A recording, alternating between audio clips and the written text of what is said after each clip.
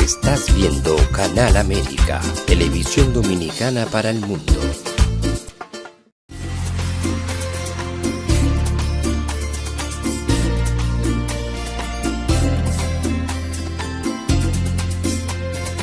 A Time for Truth show is sponsored by the Office of Dr. Bernard Fialkoff, a periodontal, dental implant and laser specialist in New York City, for over 40 years. Dr. Fialkoff was honored by the International College of Dentists and Pierre Fauchard, and received the Presidential Lifetime Humanitarian Honor from the White House. Call us at 718-229-3838. Sometimes life can be so damn hard. You don't know where to go. Everything keeps falling apart. Yeah. You try to do your best, but only God knows that you've given everything you've got, but the world takes you down. You just keep moving on. Let your fears. Welcome to A Time for Truth show. I'm your host, Dr. Bernard Fialkoff. And I want to welcome you back with us again today. First, before we start the show, many of you have been asking, how do I avail myself of all the previous episodes? Very simple. You go on YouTube, A Time for Truth show. Click on A Time for Truth show. When you get to the site, click on subscribe. We'd love to have you as one of our permanent viewers, and you'll be availed of all the previous episodes on so many topics over the last few years. So tonight we're going to talk about something that's very important, because if you look at the history of mankind, there's been an evolution, not just an evolution in physical body form, right? But also an evolution in terms of the stability, in terms of the civilization. And what is civilization but agreements that we have with each other? And when they work, the civilization goes forward. And when they don't, it crumbles. And, you know, obviously, no one wants what they've worked so hard to build to crumble. But we have to take a look in today's world, because we have tremendous technological advances. But yet we see a tremendous turnover of methodologies, of procedures, of ways that we've gotten along with so many years that are being changed or being discussed as that they need to change. And when those changes occur, we don't really know what the effects will be, and sometimes the effects can have consequences. So tonight we'll be talking about one of those facets of exchange, which we call money. Very touchy subject, money, economics, very heated subject. And it's taken many, many years for mankind to reach some sanity on this, where we're not having wars continually over gold, silver, lands, which exchanges for economics, obviously. And we've gotten stability. And so the world has progressed tremendously, but now we're looking at changing that. Is that a good thing? Is that a bad thing? So tonight we're very lucky with us to have Mr. Bruce Wiseman, all the way from California. Mr. Wiseman is a human rights activist, a successful entrepreneur. And if we put his pictures up on the screen, there you go. Good-looking guy. He's an economic advisor, not of just a normal level, but a very high level. Was actually invited by the Chinese government years ago to come and to advise them on national economic policy. So you see the level of magnitude of his economic advising is very, very high. And he's a #1 best-selling international award-winning author. His book, which exposed the real forces behind the global financial crisis, is called The Coming Financial Crisis, A Look Behind the Wizard's Curtain. You know, the Wizard of Oz. This book became a #1 Amazon bestseller under his pen name, John Truman Wolfe. That is Bruce Wiseman's pen name. Mr. Wiseman is also the editor and publisher of his Strategic Financial Intelligence monthly newsletter dealing with economics, financing, investing, and the economy. And Buddha, if you will, let's bring up live and bid a warm welcome, Mr. Bruce Wiseman, to A Time for Truth show. Welcome. How are you doing? Hi, Dr. Ben. I'm doing well. Thanks. Thanks for having me. Well, it's a pleasure to have you on the show, and we got a lot to cover, so I want to get right to it because, we're going to be talking about global digital currency. Is that right? Yeah. Yes. Okay. So let's take a look at some articles that you suggested for tonight so we can put them up, and while they're up on the screen, I welcome you to discuss them with me. So, engineer, if you could, let's put up the first image up on the screen about these digital currencies and what is the drift, what is being said, what is being discussed. And while he's putting that up on the screen, there we go. So, Bruce, tell us, where does this come from? Well, you've got a very strong kickback, Dr. Ben, on the implementation of digital currency. We are, as we in the middle of a global revolution on currency on this planet. Cash, or so-called fiat currency, is going to be gone, and in its place will be zeros and ones. So you have back to that from various governments, North Carolina, Oklahoma, I think Florida have passed legislation or in the process of passing legislation to digital currencies. They are referred to by an acronym, Dr. Ben, CBDC, which stands for Bank Digital Currency, CBDCs. Central bank digital currencies. It's very interesting. Just by chance, it happens to be very close to CBD, which is a drug that was touted to be very good, anti-inflammatory, all these different effects. And actually the NIH and the CDC have come out with, and many other different, Mayo Clinic, New England Journal of Medicine, with actually concerns about whether or not all these supposedly purported effects were really true or not, and some of the consequences and negativity of it. So now we're talking not of that, but we're talking of CBDC. So go on. So tell us about these digital currencies, Mr. Wiseman. Well, this is a movement. It is originated by the Bank for International Settlements, referred to as the BIS, Bank for International Settlements, which is the senior bank on planet Earth. The central banks of the various nations on the planet, the Federal Reserve, the Bank of Canada, the Bank of Japan, the Bank of Italy, et cetera, are members of this bank, the Bank for International Settlements. They're members. That bank is located in Basel, Switzerland.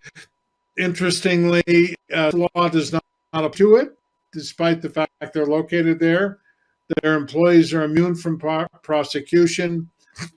So this is a little entity unto itself, and it controls the monetary structure of the various countries on the planet.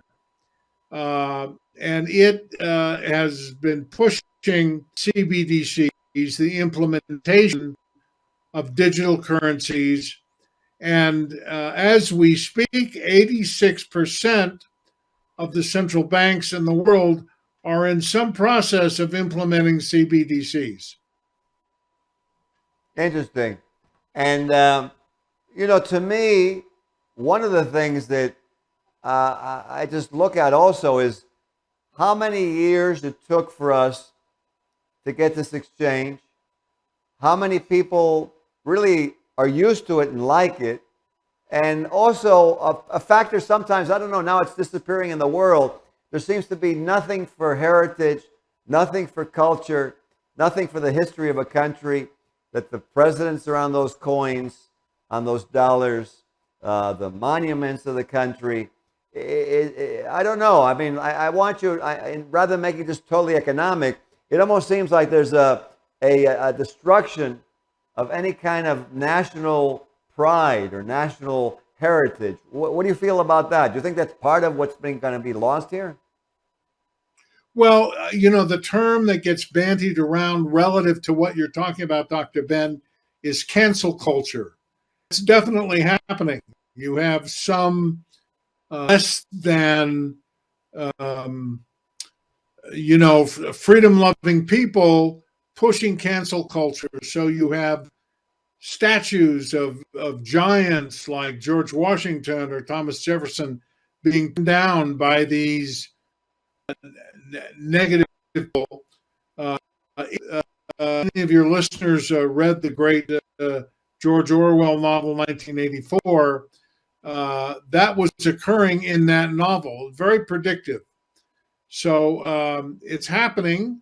And whether or not, it's a very good question you ask, whether or not the replacement of fiat currency by digital currency is part of cancel culture.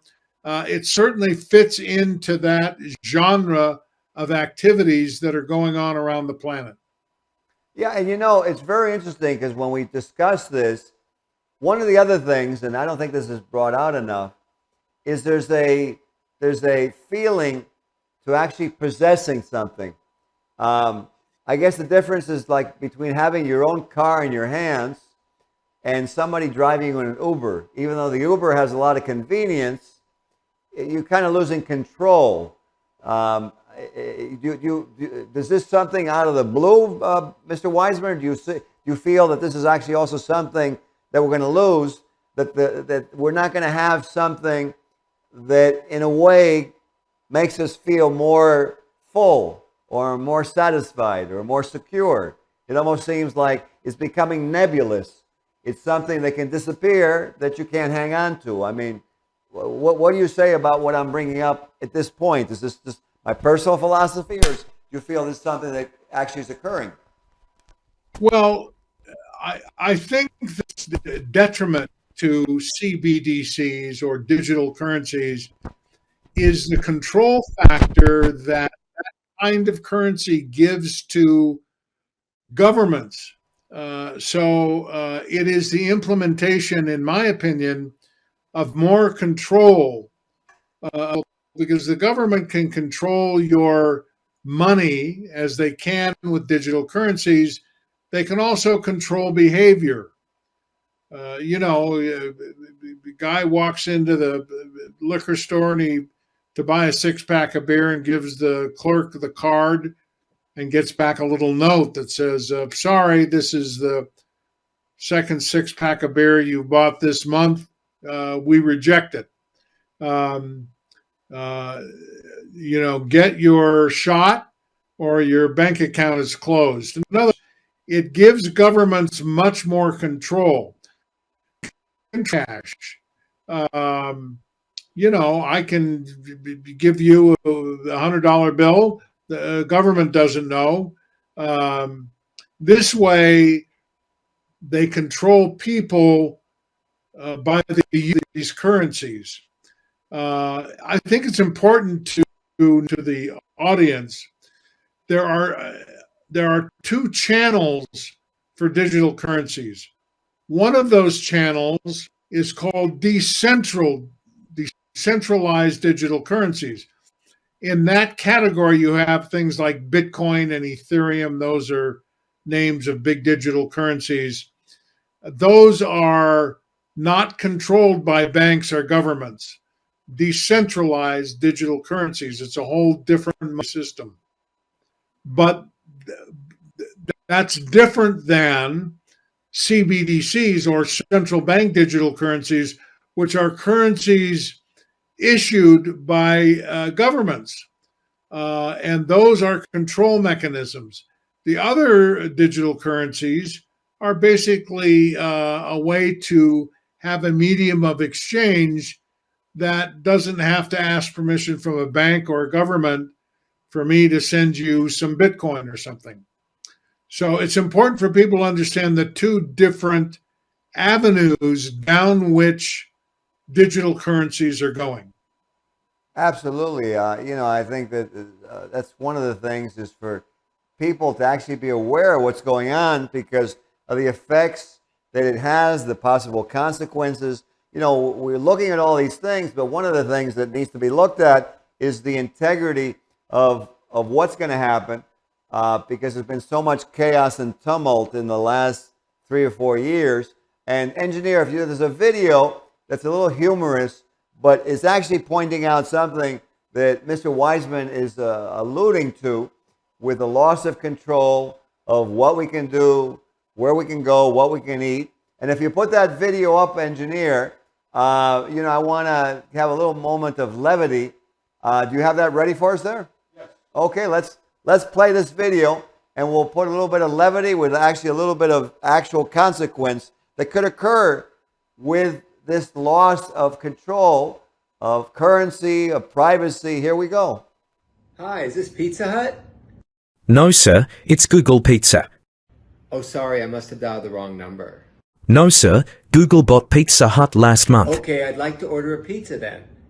Do you want your usual? My usual? Do you know me? According to our database, the last 12 times you called, you ordered an extra large pizza with 3 cheeses, sausage, pepperoni, mushrooms, and meatballs on a thick crust. Super. Yeah, that's what I want. May I suggest that this time you order a vegetarian pizza with sun-dried tomatoes on a whole wheat gluten-free crust? Shit, no. I don't want a vegetarian pizza. It sucks. It's too healthy. Your cholesterol is no good. How in the hell did you know that? We cross-referenced your home phone number with your medical records. We have the results of your blood tests for the last 7 years. Well, either way, I don't want your goddamn vegetarian pizza. I take medication for the cholesterol problem. Excuse me, sir, but you have not taken your medication regularly.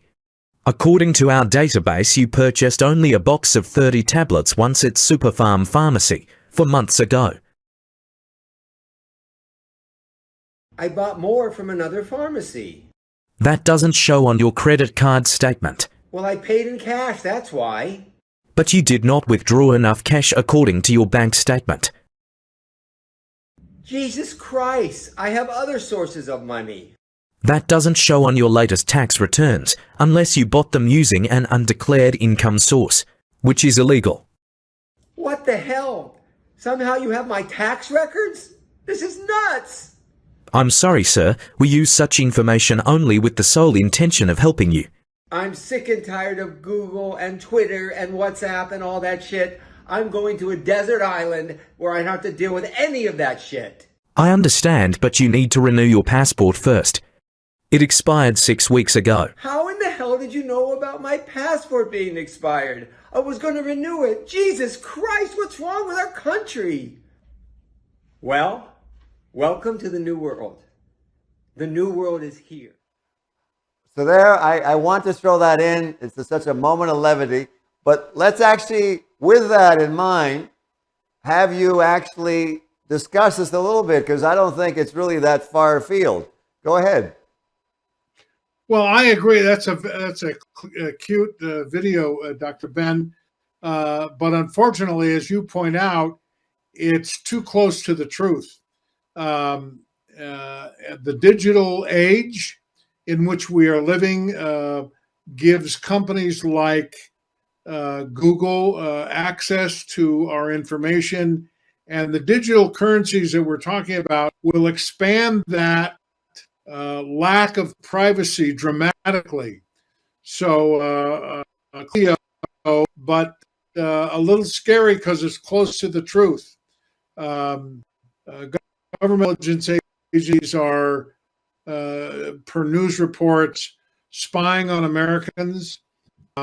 It's not a good time for individual freedom, and people have to take steps to stay out of the gun sights of government intelligence and so forth. There's a story along this line which says that when Sergey Brin and what was his partner, the other part, the two guys that formed Google, when they were doing their PhD research on the software that became Google, that I think it was Sergey Brin would rollerblade in to a conference room at Stanford and give his report to members of a member of the CIA, I think the NSA, and maybe DARPA, which is a government agency, which have been helping fund them. So people need to understand that Google had original funding from government intelligence. And a lot of the executives at Google were government intelligence people. So these are perilous times. The possibility of digital currencies make it more so. There are some potential steps that people can take to minimize this, but there's a lot of work we've got to do to restore individual freedom and liberty. Very, very, very interesting information. Now, I have a question for you.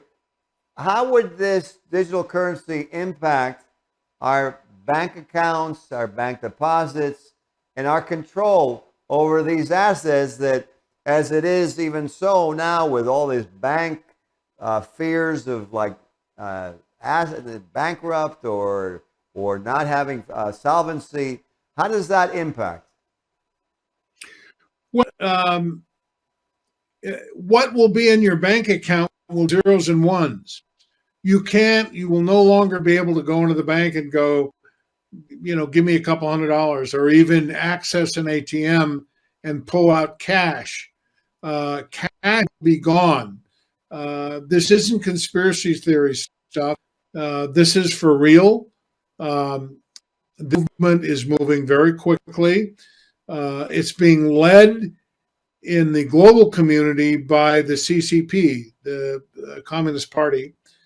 China is out in front of other industrial nations, and I am not a fan of digital currencies whatsoever, but if the world's going to digital currency, I would like to see the U.S. be out in front, but they're not. The chairman of the Federal Reserve Board, Jay Powell, is kind of sitting on his hands with regards to this. So this is a troubling issue. I repeat, there's a couple of steps people can take, but it is part of the larger picture that you painted with that semi-humorous video, loss of individual freedom. Okay, and I'm sure the viewers want to know, so what would be the steps that they should take so they can preserve a little more of their freedom? Well, I think we talked about this earlier on an earlier broadcast, but there's a couple of things I would suggest people do. One would be buy some precious metals.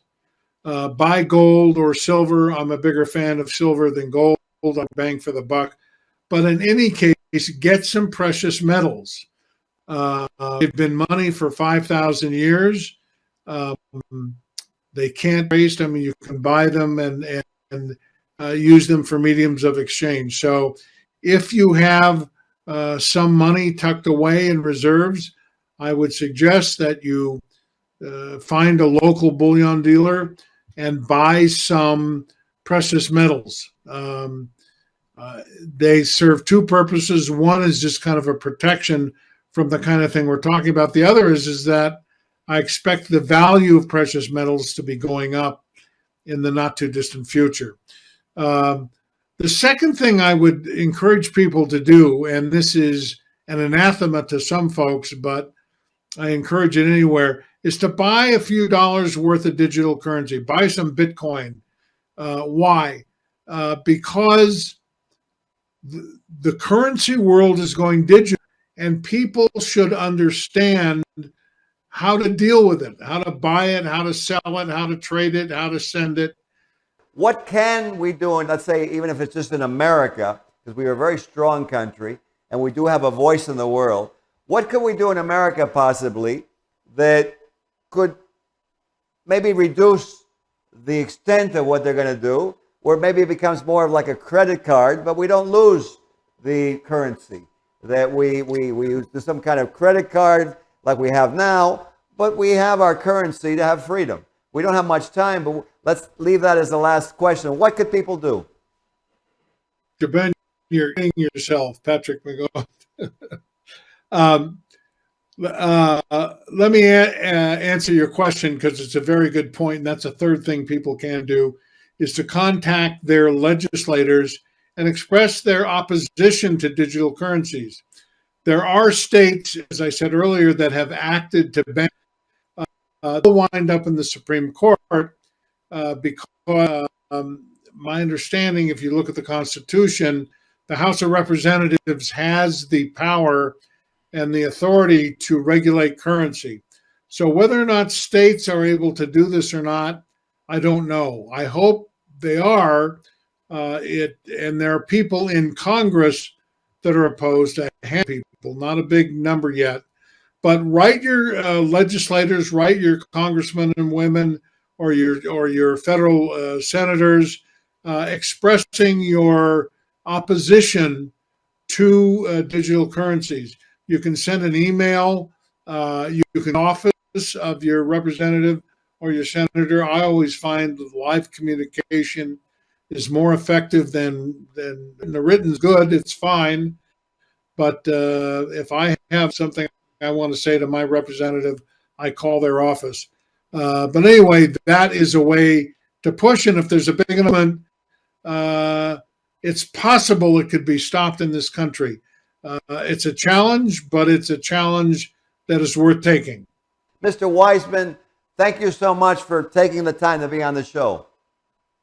It is my pleasure, Dr. Ben. Thanks for having me. I would encourage your listeners, if they want to stay up on this, to subscribe to my newsletter, strategicfinancialintelligence.com. strategicfinancialintelligence.com. Absolutely. And you know what? We have a great country.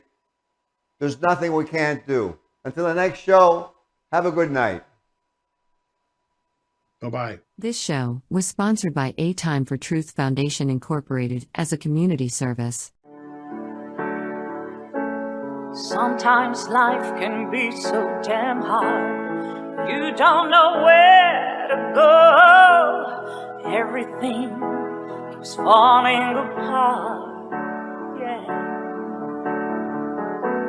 You try to do your best, but only God knows that you've given everything you've got, but the world takes you down.